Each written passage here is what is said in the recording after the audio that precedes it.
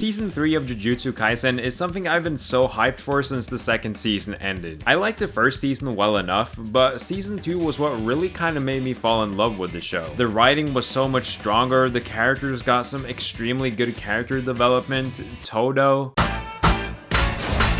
And since Shota Goshozono was back to direct this season as well, my expectations were very high. Though I was just a tad bit skeptical because I've been hearing for a while now from manga readers that the story just kind of falls off a cliff at some point. And while that point may not be during this season, it's often the case that instead of there being one big shift in a story's quality, there's this sort of gradual regression where you start noticing more and more things you dislike. But I'm happy to report that Jujutsu Kaisen so far is pretty damn good. And not only is it good, but it feels a lot different.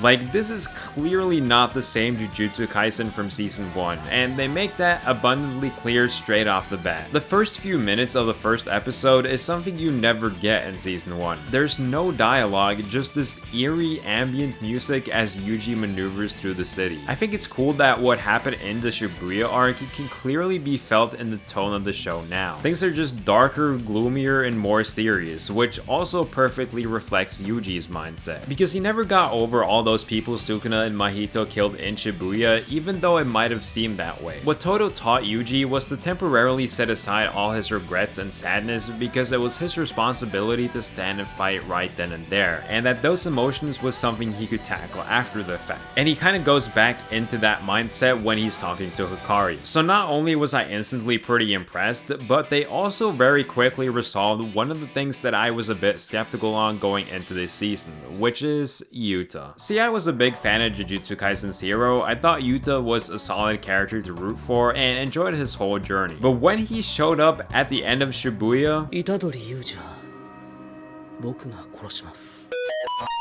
yeah, that was pretty much my reaction, because if you've seen the movie, you know he's not some complete edgelord. In fact, he is the opposite. And so I said that if they really wanted to go down this solo leveling ass direction, there's gotta be a damn good reason as to why he acts the way he does now. Yeah, they had us the first half, I'm not gonna lie. This was honestly an incredibly well done twist, as it involved fooling not just the audience, but the other characters in the show as well, and it instantly made me completely relieved. Especially so when I watched episode 2, where Choso again reminded me of just how goated he is. And so while the story managed to instantly ease my worries, what I wasn't expecting was the visuals and animation to exceed my expectations. Again, to me, season 2's production quality and direction is one of the most impressive things I've ever seen from a seasonal anime. But I think this season might just shape up to be even better. I already knew the directing would be out of this world. Shota Goshozono is literally a god in a man's body when it comes to this shit. Like the scene where Yuji walks down the stairs and every time he's about to reach the camera it moves back, I was speechless, bruh. The way this dude uses the lighting and places the camera in these slightly unusual spots just makes the whole thing way more unique and filled with life. And the animation in this season is just non-stop the most crisp, high quality shit you've ever seen. Like, it starts off incredibly strong with the first few episodes,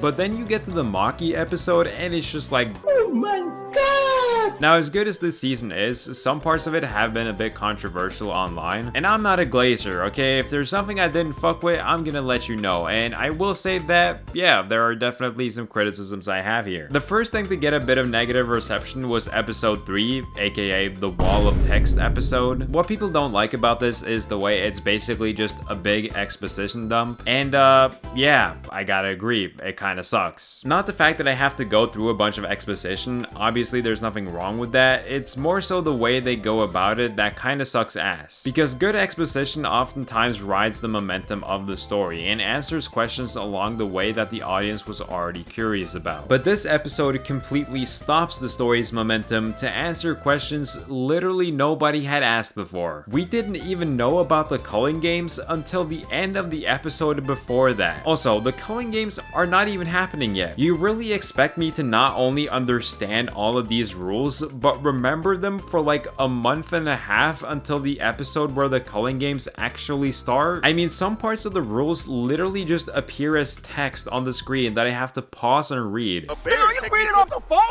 Yes, it's my notes. Nigga, let me read it too!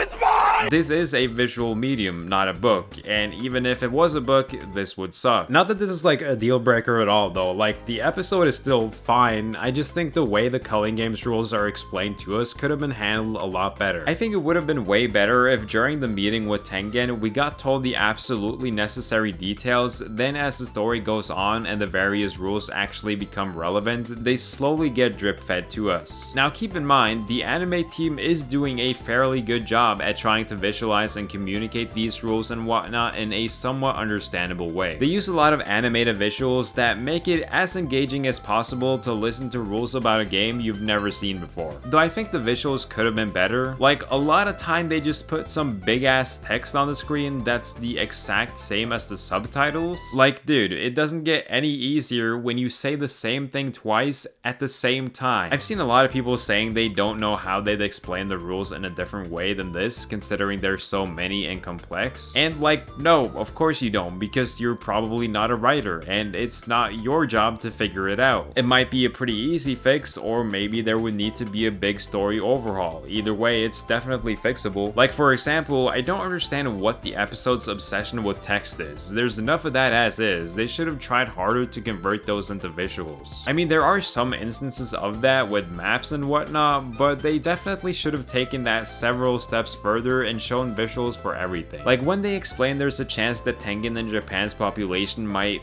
assimilate. What the f does that mean, Kobe Bryant? Why not actually show me a rough idea or sketch of how that might look like so I get some sort of idea of why this is even a bad thing? Other parts of the season also has this problem with exposition, like the Maki fight. Why am I getting this narrator to explain to me how their abilities work while also having to read the subtitles at the top from the characters and have to try and keep up with the most insanely fast-paced action animation? So main expensive with the binding belt. How the fuck you want me to listen to all this and read this shit, bro? I really hope this isn't a trend that the story will keep up, but I will say that it didn't hinder my enjoyment from the Maki episode too much, because it's pretty fucking good. It starts off with Mai getting absolutely bodied, and I'm not gonna say her death had me in tears or anything, but I do like what it does for Maki's character. Something like this was honestly the perfect way to solve their conflict. But I don't really see why the pacing of it was so fast though. Mai isn't like the most important character in the world or anything, but she did receive a pretty extensive bit of focus previously, so seeing her just randomly dead on the floor is kinda jarring. At the end, Momo shows up out of nowhere and is like, oh, I told her not to go or whatever, and it's like,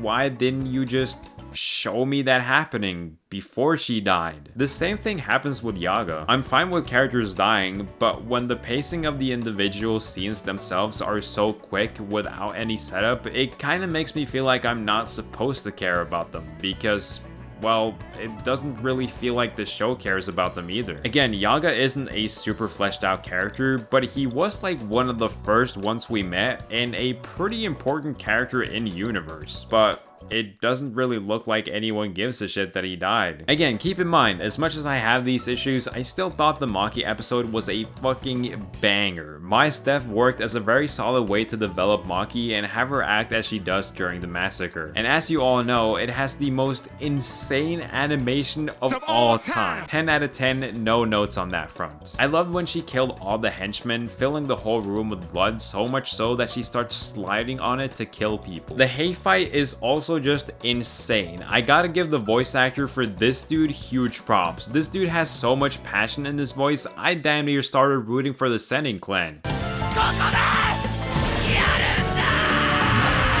And of course, the Naoya fight was just ridiculous. The animation in this fight didn't just look good, it was creative. Like, look at this shit.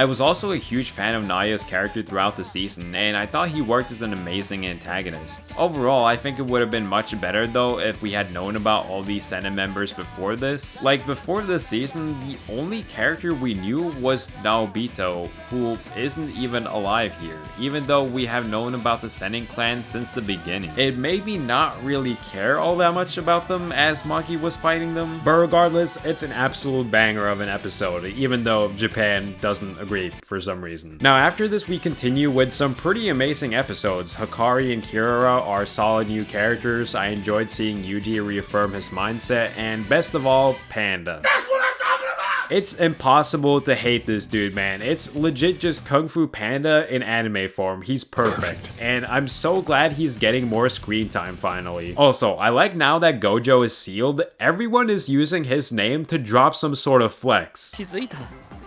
五条先生より多いんだよ。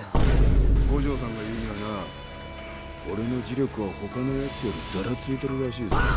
And what I was particularly impressed by was the start of the culling games themselves. Instantly, the tone is set with Yuji and Fushiguro going up against new and different sorcerers with interesting abilities. It really reminded me of the start of the Shibuya arc, and I absolutely loved the way the episode ends with an incredibly well-directed cliffhanger. It instantly makes you wonder who in this arena is trustworthy and who isn't, what type of people are in here, and what are their motives. This is how you build excitement for the next episode, which is a recap episode. What the fuck, y'all? God damn! But the episode after that is genuinely so fucking good, man. I love Higuruma's backstory and how he's just this normal dude that got completely broken by the Japanese justice system, and how that actually plays into both his powers and the structure and rules of the culling games themselves. And I just love how effective the episode is at character introductions. Like, already I feel like I know these guys so well as if they've been in the show for like a whole season, which is really important for an arc like this where it seems as though there's gonna be a shit ton of new side characters. I was honestly so impressed with these episodes that I thought this season could surpass the previous one, at least visually. I mean, season 2 has some incredible shots, animation, and creative moments of direction, but what's showcased here is also so damn incredible, so I actually thought it had a solid chance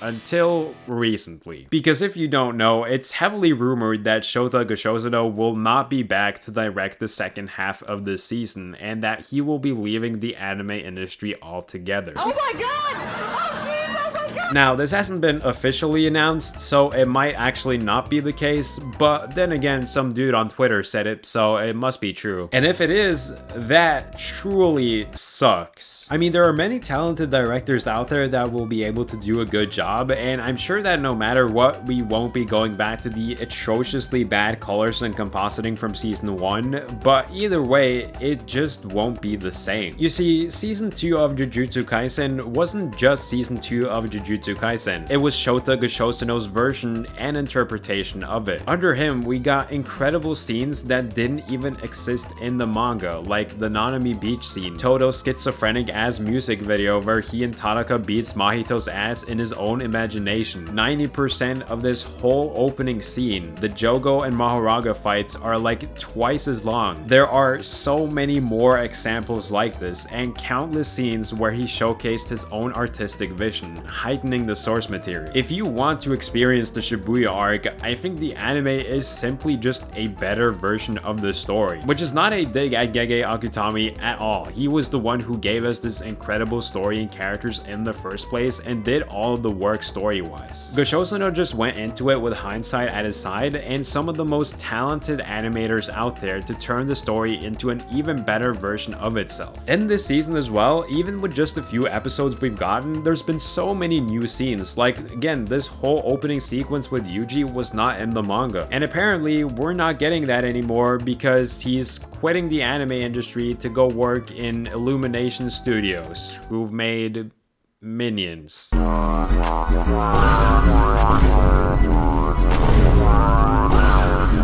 His artistic choices were so deeply ingrained in the anime that going to a different director again will most likely feel incredibly jarring for me. He and the team has done such an incredible job with elevating the source material that I would genuinely call it one of, if not the best anime adaptations of all time, and I could go on for hours about why that is. In fact, I've done just that in this video right here, so go check that out.